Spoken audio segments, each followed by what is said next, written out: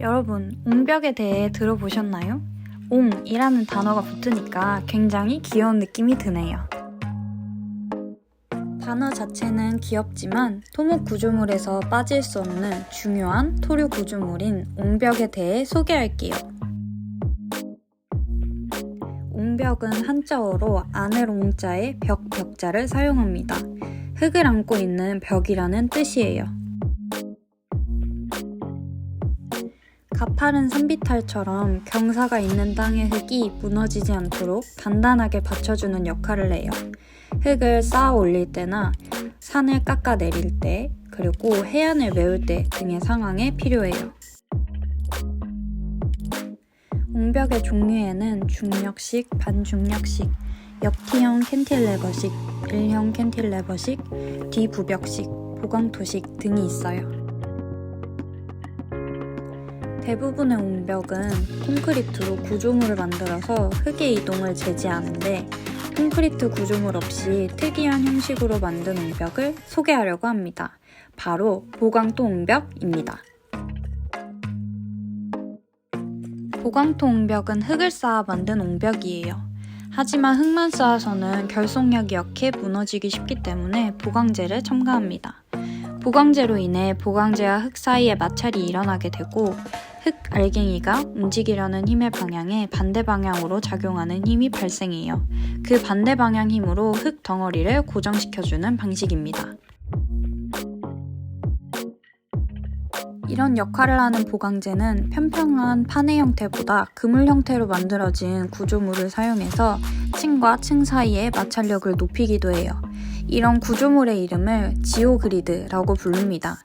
예전에는 볏짚이나 코코넛 섬유로 지오그리드를 만들었다면 요새는 PVC, 플라스틱으로 지오그리드를 만드는 추세입니다. 이제부터 그물 형태의 보강재, 지오그리드를 사용해서 보강토 옹벽을 만드는 방식을 간단하게 소개할게요. 우선 흙을 한 층 쌓고 쌓아둔 흙의 길이보다 넉넉하게 보강재를 깔아줍니다. 깔아둔 보강재 위에 한 층의 흙을 더 쌓아주고 아래에 길게 튀어나온 보강재를 위층의 흙을 감싸주도록 하여 말아 올려줍니다. 이런 단계를 반복하면 돼요.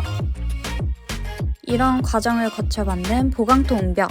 여기서 한 발자국 더 나아가서 이 옹벽에 아주 특별한 재료를 하나 더하면 더욱 견고하고 친환경적인 옹벽을 만들 수 있어요. 이 특별한 재료의 이름은 바로 바이오 폴리머입니다. 바이오 폴리머는 생체 고분자 물질로 쉽게 말해서 생물이 생산하는 고분자 물질이에요. 고분자 단백질, 다당류와 같은 유기물들을 바이오 폴리머로 보아도 좋아요.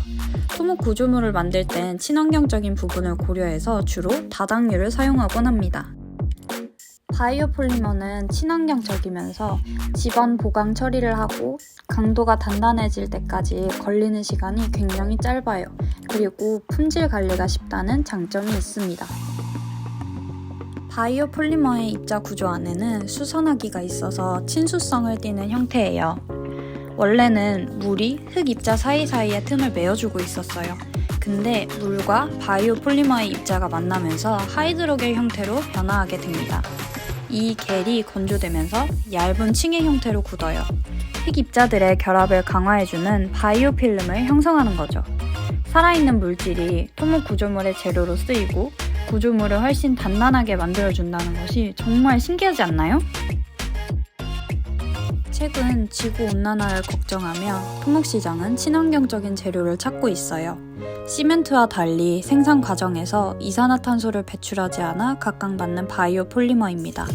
특히 다른 재료와 함께 사용했을 때 재료의 파괴를 막아주고 유기물이 포함되어 있어서 녹지 조성에 도움을 줍니다.